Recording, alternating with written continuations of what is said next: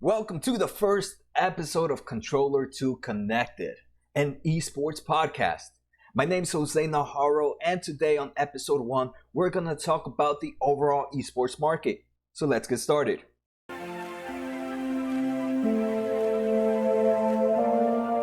Before we begin, I want to talk about what I want to do with this video series. This is episode 1, so I want to do a quick introduction of first what I'm trying to do here, and then a quick introduction of myself.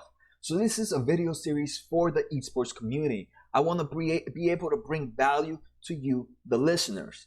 So here I'm going to do that by doing the following. I'm going to talk about esports news, the business movements, the current trends of esports, the direction the market is going, right? This is a market that's constantly being developed, right? This is a market that's growing. So it's constantly changing. And I want to be able to talk about that in this series. And later on in this series, I want to get interviewers to come and talk about their experience joining the esports world, either being a team, a member of a team, a business manager, an entrepreneur in some form of esports related business, or something else related to the esports, streamers, Twitchers, people in teams, esports managers, all the above, and anybody that handles an esports job, I'm gonna reach out to them and try to get them to come and talk to you guys and talk to me so we can understand them. And here I want to be able to provide value because I'm going to ask them questions like, hey, what were some of your hardships entering in this esports world? And hopefully you, the listener, are going to be able to take some of their hardships and be able to learn from them and be able to enter this growing market at a faster rate. And for the person getting interviewed, I'm going to try to bring you the best value by trying to be a medium for you to introduce your newest projects, to introduce who you are to my community. So I'm here, and for me, I'm also getting some value from here because I want to learn how this market is constantly evolving. So before we begin now, I just want to do a quick introduction of myself. My name's Jose Najarro, and by trade, I'm an electrical engineer, but this does not define me at all. That's my 9 to 5, right? I go 9 to 5, I work my job, but when I come home, I grind. I'm a everyday grinder. I have a YouTube channel about stocks. To me, that is my game.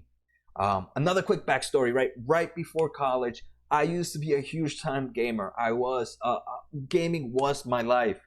Unfortunately, electrical engineer is a hard degree to go about. So for me, I had to stop gaming and I had to focus on school. After that, I found a new game I like to play, and that's the stock market investments. And for me, I call it a game for me because to me, it's fun. My job here is my goal, my game is to find the best company out there for the cheapest price. So at the end, I'll be able to win that prize money. So I'll be able to win that game and win on my investments. And funny, because of that game is the reason I'm here doing this podcast. A few days ago, I was doing research on the overall market to see what are the trends, what are the businesses coming out, what is something I need to be in front of right now to understand where my game is going. And esports is that thing. Esports to me, I have that gut feeling right here that esports, even though it's been growing since 2015, 2016, I feel like now is the time for you to jump in, and that's why I'm here. I'm here because of this. So now I have converted my channel. My channel is no longer Jose Najarro Stocks. It's now Jose Najarro Stocks and Esports. And the reason is because even though I'm still going to be talking about stocks, and this is going to be specifically for esports, both of them are going to help me win that cash money and win my game. So that's what I'm doing here. This is my introduction so you guys understand what I'm here. So on today's episode, I want to do an introduction of the esports market. I want to talk about where is the money, how's it getting here, and why. What are we doing with this money, where this esports money is coming from. And then the other thing I want to talk about is the audience and who they are. Who are they? Who they are. Bad grammar, Jose. This is something you're probably going to notice, and I'm sorry for all the grammar teachers, English teachers. Math was my subject. So apologize. Don't post on the comments and tear me a new one just yet. So yeah, let's go and start off. Also, if you want to be featured on this podcast, feel free to send me an email at jose@josenajarro.com. That's JOSE at JOSENAJARRO.com. Just send me an email. I don't care if you're a small time streamer, if you're a big time streamer, if you're just doing this as a hobby. I want to hear from the community. I want to do interviews to the community of the esports world and understand how you believe this world is going. So feel free to send me an email. Like I said, let's do this together. Let's learn from each other. So send me an email if you want to be featured in one of these episodes. Before I begin, I want to talk about why I chose the name I chose, Controller 2 Connected. Like I said, I used to be an all-time big gamer, but I'm no longer that gamer anymore, right? I'm more of a casual gamer that games when I have time. And so I'm Controller 2 now. I'm no longer Controller 1.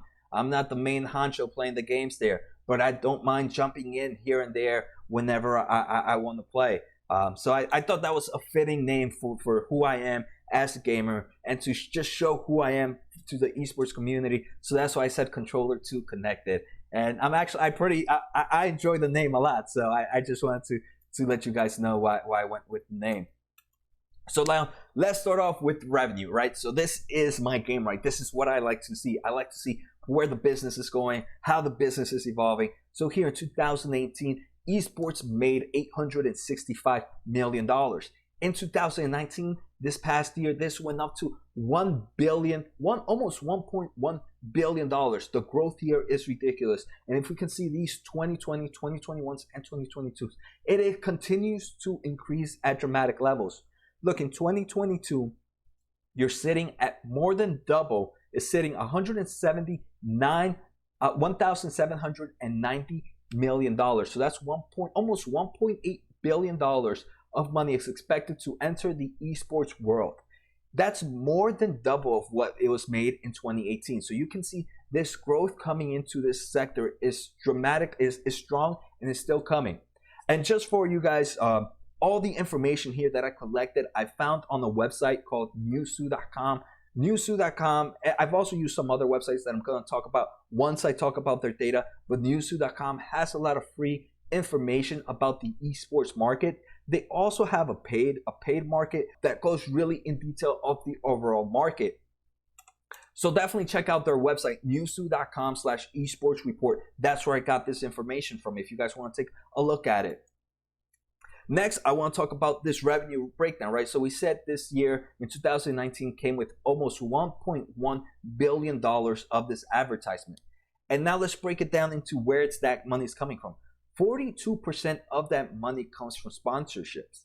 The next biggest is 23% from media rights, 17% from advertisement, 9% comes from game publisher fees, and 9% comes from merchandise and tickets. But this is the crazy part. Look, 42% comes from sponsorships.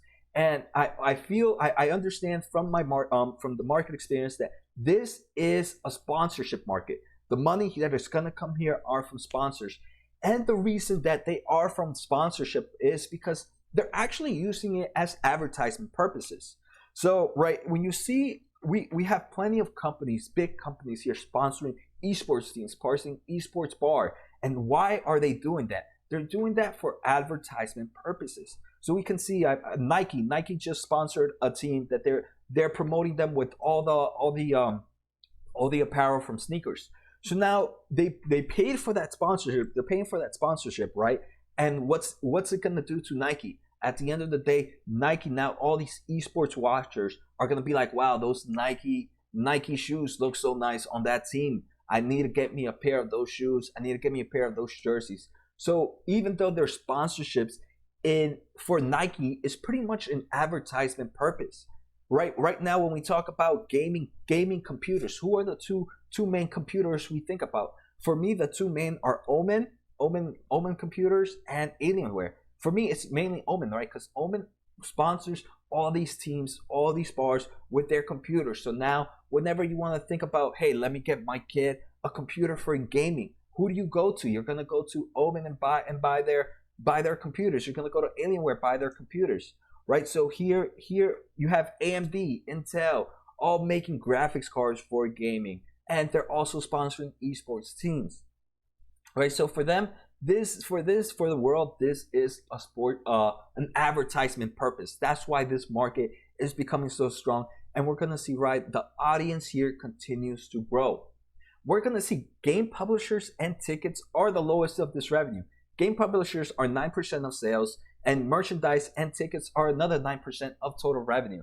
And we can see, right, they're not trying to make money out of the events and out of the teams or the merchandise. They're pretty much trying to make their money from sponsorship programs and helping themselves advertise their business. Right, when we think about headphones, who are the headphones we talk about? Keyboards, we know Razer is one of the biggest ones. So like that's what they're doing, right? These companies who are all publicly traded, and now that's back to my game, right? The stock market game.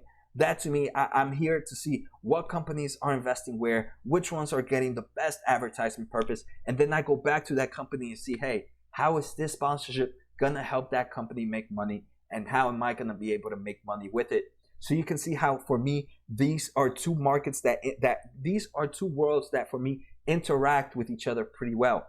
All right, so next let's talk about the gamers. Again, all this information I got here is from Newzoo. They have a lot of free information, so definitely go check them out. So here they talk about the different types of gamers.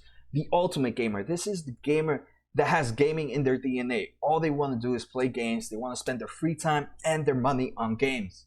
You have the all-around enthusiast, right? This is the guy who wants to play games and who also watches others play game and enjoys it.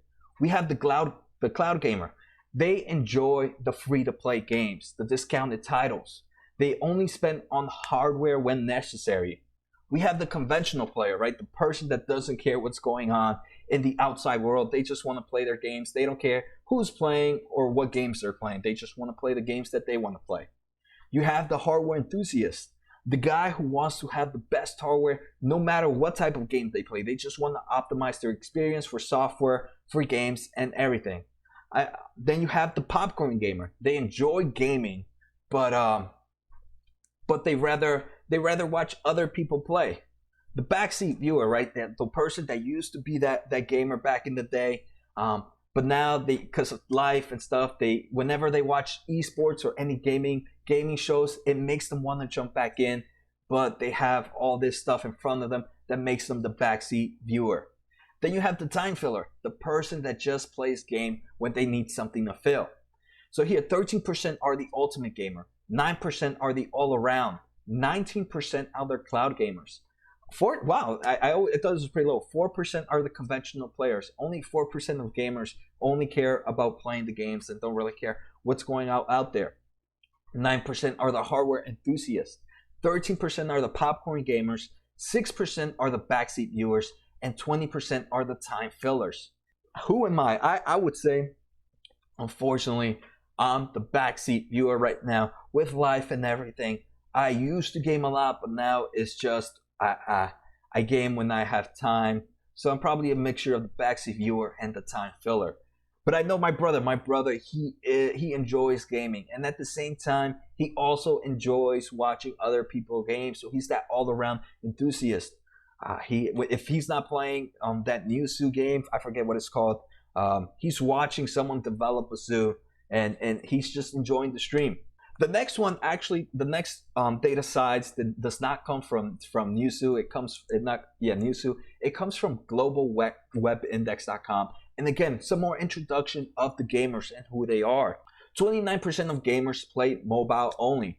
29% are casual gamers. 26% are eSporters.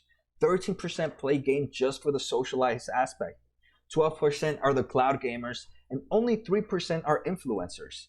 But one thing that I find pretty interesting is I always thought, just because when I grew up, right, and I grew up in a mainly all male, all my cousins were males, right? So to me, the gaming community was pretty much all males. But if we take a look at these data points, males and the female population playing video games are a lot higher than honestly I thought. Mobile games, 45% are male, 55% are female. In the casual gamers, 61% are male, 39% are female. In the eSports world, 65% are male, 35% are female. In the socializers, 60% male, 40% female. We can still see this is a mainly male-dominated sports sports world, but we can see the female population is definitely creeping up there, and I'd like to see that diversification happening. Cloud gamers, 62% male, 38% females. The influencers, 61% males and 39% females. Now let's take a look at the viewers who are watching these esports. Who's watching the esports community? Where are they watching from? So right now we know the two main things are either Twitch or YouTube Gamer. There is a Mixer right now. The Microsoft Mixer is also, but right now I'm only getting data points from Twitch and from YouTube Gaming. So this right now, Twitch achievements throughout the year comes from TwitchTracker.com. This one, I'm not too sure how well the overall data is. I have another data slideshow next coming up, but it's just good reference that, look, in 2016, 292 million total minutes were watched. In 2017, 355 billion minutes were watched. In 2018, 560 billion minutes were watched on Twitch. And in 2019, 660 billion minutes were watched. So that's insane. You can see the strong growth of people just watching Twitch. And not only are the minutes increasing, but also the amount of streamers and the amount of viewers. Next, this comes from Steam Labs. Steam Labs provided this data, and they worked with Newzoo. Like I said, Newzoo is amazing at providing esports data, so definitely go check out their website for more information. We can see Twitch here. We have Twitch, YouTube Gaming, and Mixer, all showing the amount of hours watched by platform.